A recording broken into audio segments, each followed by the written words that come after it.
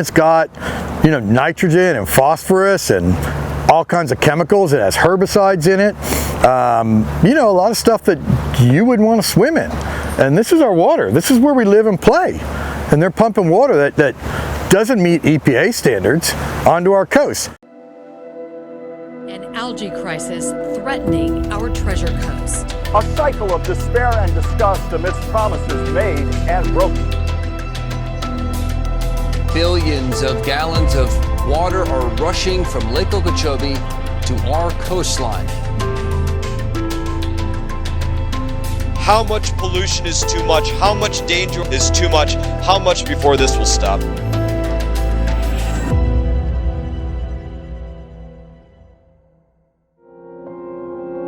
It's insane that we have to even have these kinds of conversations, and it breaks my heart as someone that grew up here along the St. Lucie River that it could make us sick.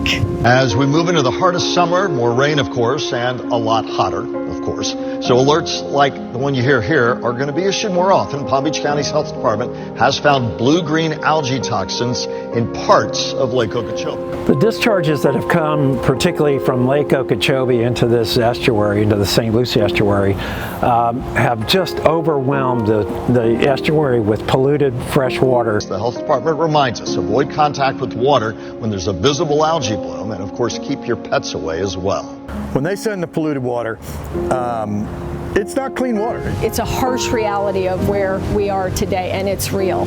And it's particularly real for young children because they're more sensitive, and for pets because pets don't know any better and they drink the water even if it's toxic algae green.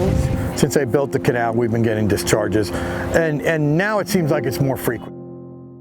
So just like there's a plan for the Central Everglades, we need a plan for the Northern Estuaries. SERP is not designed to eliminate every discharge out of Lake Okeechobee to Florida's East Coast. But that's what needs to happen, because Florida's East Coast doesn't need any of those disgusting discharges out of Lake Okeechobee. The Northern Estuaries Restoration Plan is a bill authored by U.S. Representative Brian Mast. The bill builds off of the comprehensive Everglades Restoration Plan, a water quality act that was passed in the early 2000s. There are amazing things happening right now. I'm really encouraged by the legislation requiring the Corps to let's get a plan together to really look at and focus in on these northern estuaries and Lake Okeechobee and how they all work together and need to work together. The Northern Estuaries Restoration Plan would be a plan all about that, to take those discharges that are still going to be coming when SERP is complete and make sure they do not come at all, fully restoring